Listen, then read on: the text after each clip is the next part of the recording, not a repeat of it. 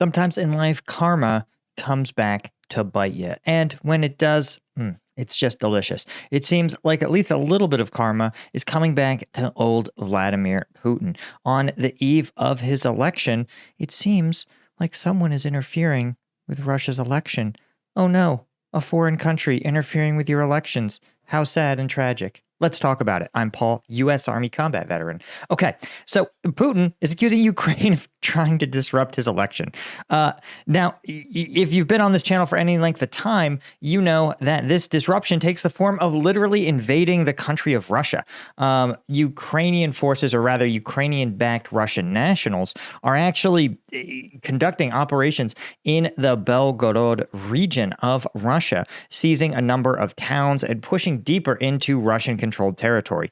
This is immensely embarrassing for Russia, who, of course, claims its military is enjoying massive success on the Ukrainian battlefield, which doesn't really comport with reality when Ukrainian-backed forces are rolling through at least Russian border towns.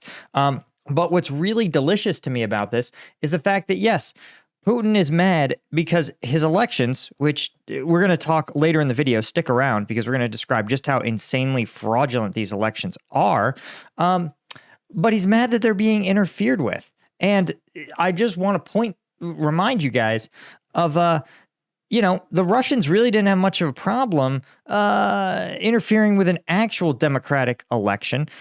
Literally, Russia itself, or particularly the late Wagner head, Prigozhin, admitted, he said, yes, I ran giant election interference operations trying to disrupt the U.S. efforts, push people towards more extreme candidates, encourage political violence, and reduce trust in the American system. It was all codenamed under Project Latka. Right? Of course, there was a whole bunch of looks, and let's see if we can actually find it here. All right. Of course, there you go. In December 2016, two senior intelligence officials told U.S. media outlets that they were highly confident, and this is an intelligence term that describes your certainty of intelligence. I believe this is one below like virtual certainty. So high confidence, the operation to interfere in the election 2016 elections was personally directed by Vladimir Putin.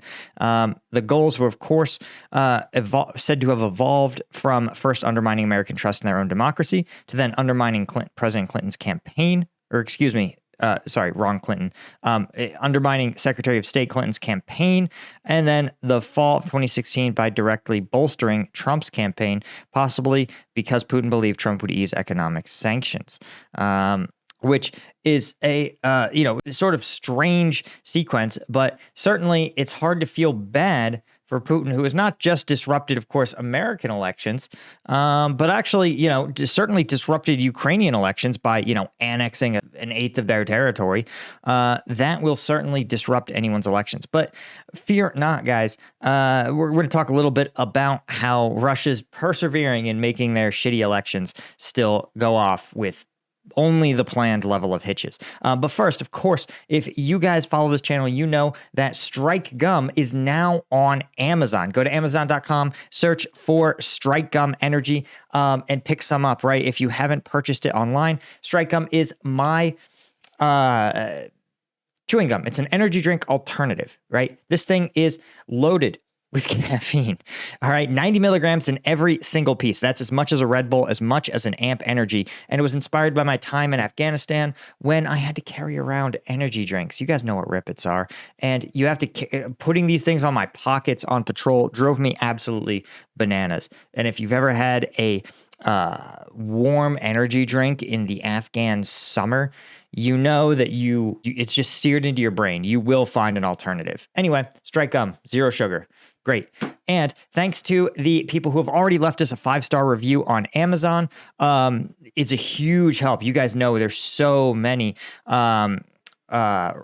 products on Amazon that getting to the top of the search results and having those reviews mean everything. So if you order some Strike Gum on Amazon and you want to leave an honest review, I would appreciate it immensely. And I'm going to link in the description too, where you can get these on Amazon. You can buy a whole tray, you can buy a pack, but it ends up working out to like 90 cents a piece right? Extremely better than the $4 you spend on a Red Bull for the same amount of caffeine.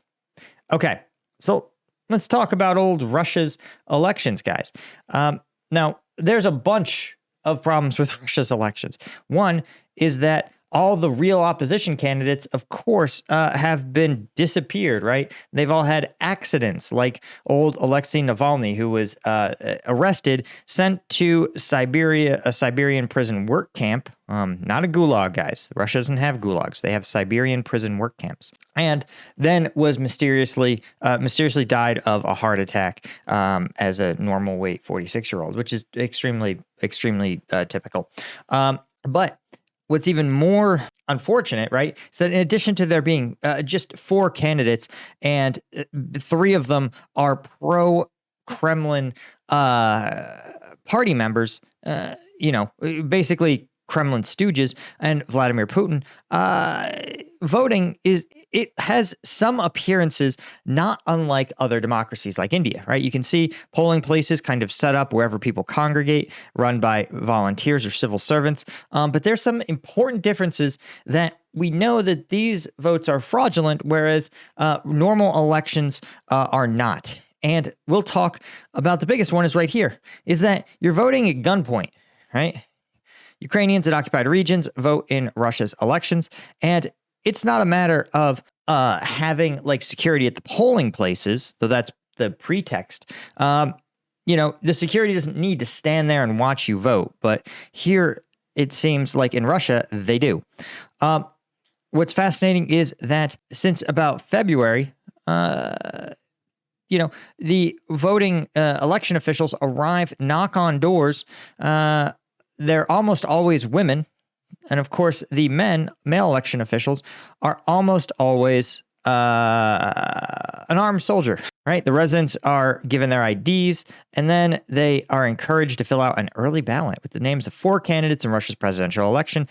And one of the candidates, of course, Vladimir Putin, all but certain to win a 5th election, another 6 years, making him the longest serving leader in Russian history. And the 3 other presidential hopefuls are figureheads from pro-Kremlin parties whose participation is widely understood to create an illusion of choice, right? Ukrainians rarely refuse to fill out the ballot, according to Al Jazeera, for a very persuasive reason. Oh my God, I can't even talk today. A masked gun-toting Russian serviceman standing next to the official and a car filled with more armed men nearby. The voting takes place in an apartment building entrance or an election office. Literally where an armed soldier can see whose name is ticked off on the ballot, guys. The secret ballot is core to a democracy. The reason is because in a lot of what we'll generously call emerging democracies or flawed democracies or non-competitive democracies, what happens is that when the ballot isn't secret, what they can then do is engage in reprisals, right? So let's say you're in an emerging democracy in sub-Saharan Africa, right? You vote for the opposition party candidate, but your ballot isn't secret, right? The election officials know who you voted for. Your name is noted, and then, conveniently, the local police or the local constables show up at your door the next day, and wow, you've been charged with tax evasion. Shocking, right? Or when when your candidate loses, regions, or you in particular, are targeted by the government for your support of the opposition. Of course, when you have that system, you don't need to do that but once or twice before the population understands that the people in charge need to stay in charge, because when they control the arms of the state, right, the police, the military, the tax authorities, right, when they have those things, then and they know who you voted for, you will be punished for voting for the wrong candidate.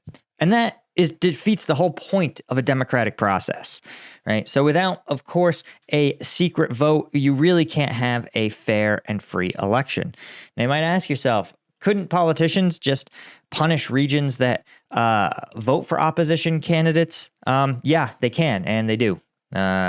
It's a problem within. It's one of the reasons that how gerrymandering happens here in the United States, and we recognize it's a problem and pretty anti-democratic, right? But you can imagine, as bad as gerrymandering is, right? It would be so much worse if you could gerrymander down to the individual. Again, once you can do that, you're not talking about a democratic process. You're talking about an authoritarian country with where you perform a shadow, like a dance, a voting, like a meaningless voting dance, right? And it's clear in one interview, a citizen of occupied Ukraine said people who love Ukraine must submit to the regime, meaning the occupation regime, pretend they support everything that's going on because they're afraid for their lives.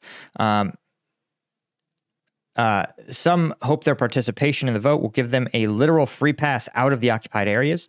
One person describes her plan to vote, use her Russian passport to get to southern Russia, and then fly to Kazakhstan, where relatives have agreed to shelter them.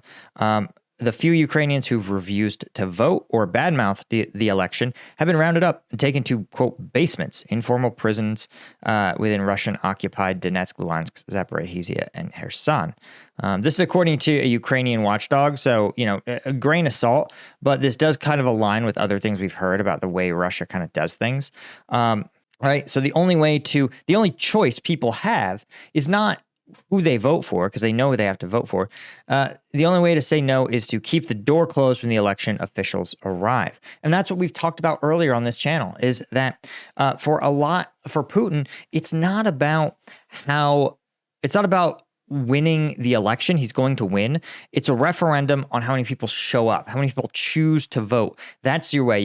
It's like the Reddit voting method. You can only upvote. So, more upvotes good, fewer upvotes bad. That's as close as you can get, right? But, if you've been on Reddit, you know that just because something is upvoted doesn't mean people even like it. Now, of course, as they point out, there's still going to be some vote rigging. We're gonna look at some videos of ballot stuffing going on in real time. Right. Observers agreed and said Kremlin-appointed officials will likely compete with each other in vote rigging to report large turnouts and a large percentage for Putin. Right. Local viceroys will try to surpass the Chechen count, Kiev-based analyst told Al Jazeera, referring to nearly 100% turnouts and pro-Putin votes within Chechnya. So, this is just classic Russian behavior. This has been known for a long time, right? And so I want to point out that there's already video emerging of just how kind of crazy and broken the Russian election system is. Here is actually some leaked video already emerging of members of the election commission throw in the necessary ballots after the polling station is closed. So let's take a look here. We can see this is a Russian election station, and it's not clear if these votes are being processed, but it certainly looks like large numbers of ballots are being inserted into voting machines after the polling station has been closed, right? The same voter putting in multiple forms into these counters in order to ensure the correct candidate wins, which the fact that they're doing it, right, curtains open, lights on, says that everyone is expected to know that this whole thing is just a performance. And that's sort of the point. This is a part of the point. The system is to remind people that while they have some power within the system, ultimately they are subordinate, right? That's a reminder to them of your vote is only worth what we say it's worth, right? Otherwise, right, they would pull some curtains. They do it somewhere else. They would simply change the reporting at the Kremlin. Why would you do it here? Because it's to send a message. And the message is clear. You aren't in charge here, right? So anyway, guys, that is really all I have. Be sure to join us at combatvetnews.com. Check out Strike at strikegum.com or on Amazon, and I will see you guys in the next one. Cheers.